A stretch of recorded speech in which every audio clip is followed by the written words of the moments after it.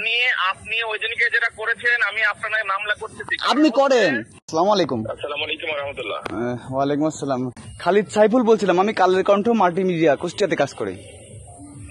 হ্যাঁ, আসলে আপনি জানেন কিনা হয়তো বা জানেন, মানে কুষ্টিয়ার ফুলতলাতে আপনার ভাতিজা জিসানের নেতৃত্বে বালু লুট হচ্ছে, মানে এই বিষয়ে আপনি কি জানেন? বালি ওখান থেকে কেটে নিয়ে যাচ্ছে, সরকারি বালু রাজস্ব ফাঁকি দিয়ে বালু ট্রলিতে করে বিক্রি করছে, সে প্রতি বালুর ট্রলিতে 70 টাকা করে নিচ্ছে, এরকম একটা অভিযোগ আছে আমাদের কাছে। মানে উনি জিসান ওখানে দাঁড়িয়ে থেকে বালি ট্রলি আলাদের থেকে 70 টাকা করে নিচ্ছে, নিয়ে বালি বিক্রি করছে।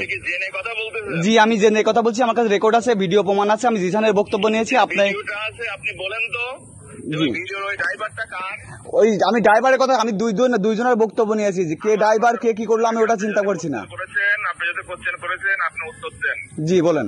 যে সাক্ষাৎকার নিয়েছে জি ওই অটোর ওই ড্রাইভারটা কার?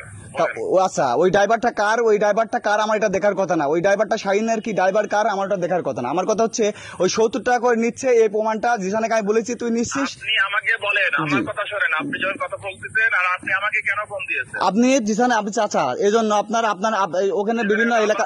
জি বলেন।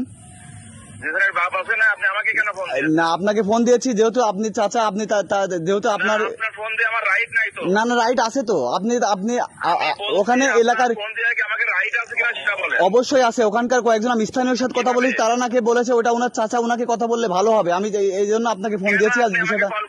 আপনার সাংবাদিকতার কার্ড আছে আপনার? জি অবশ্যই কার্ড আছে। কার্ডটা আমার হোয়াটসঅ্যাপে পাঠান। ঠিক আছে, আমি কালের কণ্ঠের সাংবাদিকের সাথে কথা বলছি। ঠিক আছে পাঠাচ্ছি। ওকে, আপনি কার্ডটা এখনই পাঠাবেন। এখনই পাঠাচ্ছি, আমি কার্ডটা এখনই পাঠাচ্ছি। ওকে আমি সম্পাদকের সাথে কথা বলতেছি।